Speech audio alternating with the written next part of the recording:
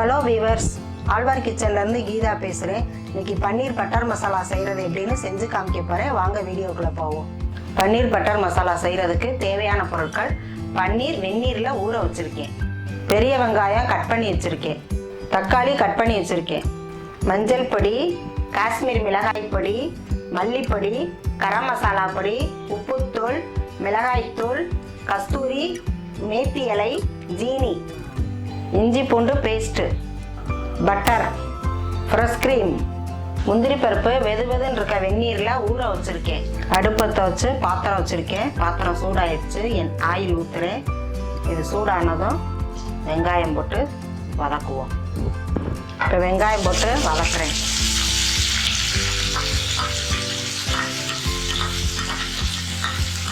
என்கிட்ட கொஞ்சம் மீடியம் சைஸில் வெங்காயம் இருந்ததுனால நான் 3 வெங்காயம் போட்டிருக்கேன். நீங்கள் பெரிய வெங்காயமாக இருந்தால் 2 போடுங்க. நான் 3 வெங்காயம் போட்டிருக்கேன். கொஞ்சம் பொடிசாக கட் பண்ணியிருக்கேன், தகடாக கட் பண்ணியிருக்கேன். இது நல்லா ப்ரௌன் கலரில் வதங்கி வரணும்.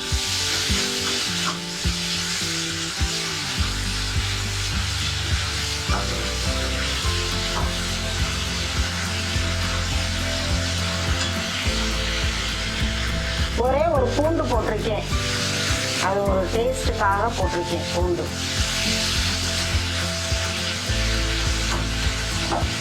வெங்காயம் வதங்கிடுச்சு நல்லா ப்ரௌன் கலரில். வெங்காயம் வதங்கின பிறகு தான் தக்காளி போடணும்.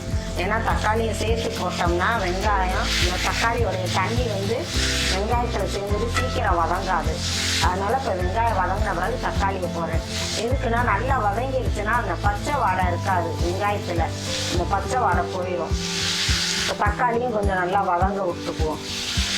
கொஞ்சோண்டு ஒரு துளி மஞ்சள் பொடி போடுறேன். உப்புத்தூள் இந்த வெங்காயம் தக்காளிக்கு உள்ள உப்பு சேரணும்ல, அதுக்காக கொஞ்சம் உப்புத்தூள் போடுறேன். மிளகாய் பொடி போடுறேன். மிளகாய் பொடி ஒரு 1.5 ஸ்பூன் அளவுக்கு போட்டிருக்கேன். நான் கொஞ்சமாக செய்கிறதுனால கொஞ்சமாக போடுறேன். நீங்கள் நிறைய செய்யணும்னா உங்களுக்கு காரத்துக்கு தகுந்த மாதிரி நீங்கள் போட்டுக்கோங்க. காரம் ரொம்ப இதில் இருக்கக்கூடாது, லைட்டாக தான் இருக்கணும் காரம். கொஞ்சோண்டு மல்லிப்பொடி. மல்லிப்பொடி எதுக்குன்னா கட்டித்தன்மை கொடுக்கும்.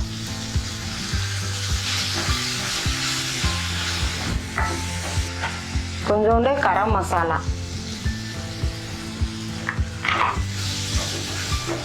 காஷ்மீர் மிளகாய் பொடி. இது உரப்பு இருக்காது, நல்லா உங்களுக்கு அந்த கலர் கொடுக்கும்.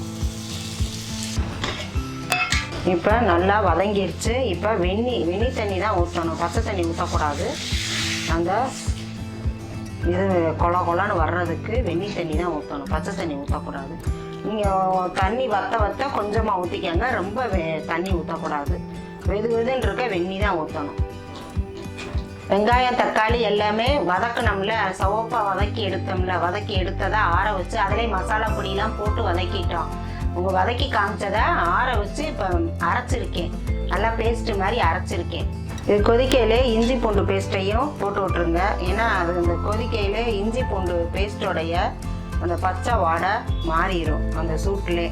அது கொஞ்சம் கொதித்ததும் முந்திரி பருப்பு ஊற வச்சதை காமிச்சேன்ல, அதை இப்போ மிக்சியில் நல்லா அரைச்சிருக்கேன், மாவு மாதிரி அரைச்சிருக்கேன். இதை இந்த கிரேவியில் போட்டு காமிக்கிறேன். போட்டு கொதிக்க விடுவோம். ஜீனி 1 ஸ்பூன் அளவுக்கு போடுறேன். என்னது பெரிய ஸ்பூனு, நீங்கள் அதுக்கு தகுந்த மாதிரி சின்ன ஸ்பூன்னா 2 ஸ்பூன் போட்டுக்கோங்க. இது அரைச்சி ஊற்றி ஹோட்டல் ஸ்டைலில் நாங்கள் செய்கிறோம். அரைச்சி ஊற்றி ஹோட்டல்லாம் அந்த வெங்காயம் தக்காளிலாம் அப்படி தெரியாது வெளியில், அதனால் நல்லா வதக்கிட்டு மிக்சியில் அரைச்சி ஊற்றி செய்கிறோம். இப்போ ஊற வச்சுருந்த பன்னீரை இதுக்குள்ளே ஒவ்வொன்றா போடுறேன். எதுக்குன்னா இது கரையாமல் இருக்கும். பன்னீர் இந்த அப்படி சாஃப்டாக இருக்கும், அதுக்கு தான் சாப்பிட்றதுக்கு நல்லாயிருக்கும்.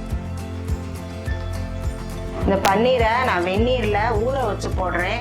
நீங்கள் இந்த மாதிரி வெந்நீரில் ஊற வச்சும் போடலாம், இல்லைன்னா எண்ணெயில் இந்த மாதிரி கட் பண்ணிவிட்டு எண்ணெயில் பொரிச்சு எடுத்து போடலாம்.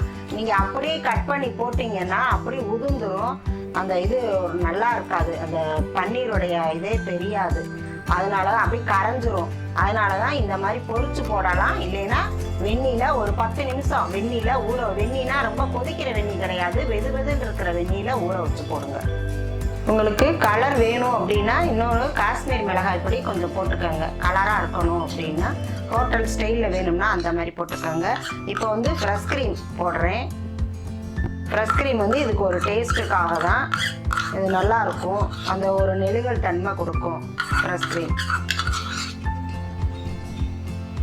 கொஞ்சமாக உப்பு போடுறேன், ஏன்னா பன்னீர் போட்ட பிறகு உப்பு போடலை, அப்புறம் உப்பு ஒன்று சேரணும், அதனால் ஒரு துளி போடுறேன். நான் அப்போ வந்து உப்பு வந்து வெங்காயத்துக்காக போட்டேன், இப்போ கொஞ்சோண்டு உப்பு போட்டிருக்கேன். இப்போ பட்டர் போடுறேன். பட்டர் கட் பண்ணி வச்சுருந்தேன்.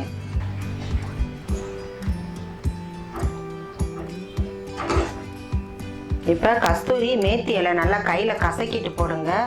ஏன்னா அப்படி இது என்னன்னா வெந்தயக்கீரை இருக்குல்ல, அதை வந்து காய வச்சு செஞ்சு வச்சுருக்காங்க. கடைகளெல்லாம் இருக்கும் மேத்தி இலைன்னு, கேட்டு பாருங்கள்.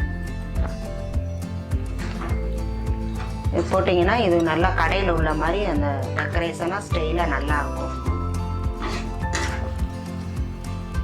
சுவையான பன்னீர் பட்டர் மசாலா ரெடி. இங்கே பாருங்கள், பன்னீர் பூரா நான் உங்களுக்கு எடுத்து காமிக்கிறேன். கரையாமல் இருக்கா? இந்த மாதிரி நான் சொன்ன மெத்தடில் போட்டிங்கன்னா இப்படி கரையாமல் இருக்கும், சாப்பிடும்போது நல்லாயிருக்கும். ஒரு பன்னீர் கூட உடையவும் இல்லை, கரையவும் இல்லை, உடையாமல் அப்படி முழுசாக இருக்கும்.